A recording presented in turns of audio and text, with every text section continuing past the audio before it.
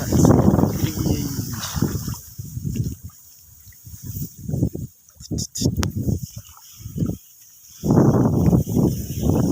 tụt này ri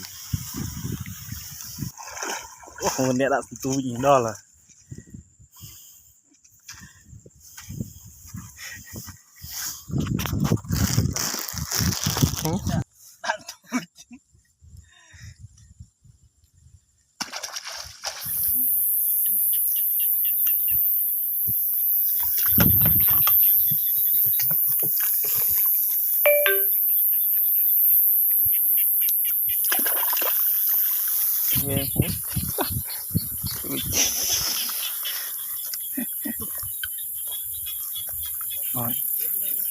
ăn chép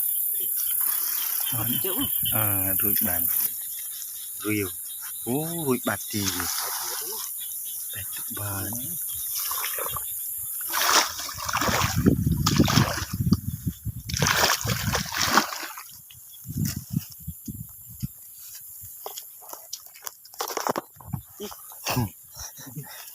bạt thì chỗ đục đại mà chuyện nụ đánh tê bật ở đấy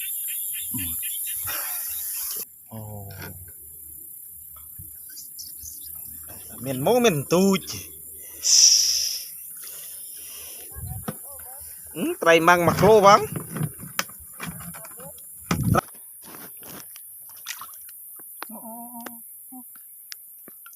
các bạn ơi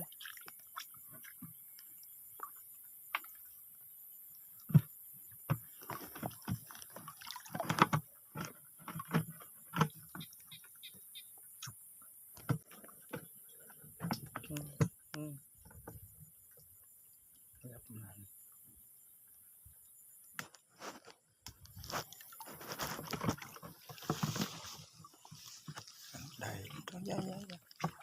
đây thì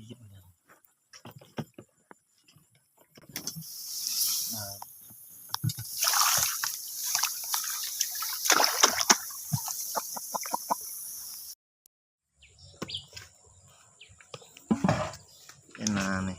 một thùng điện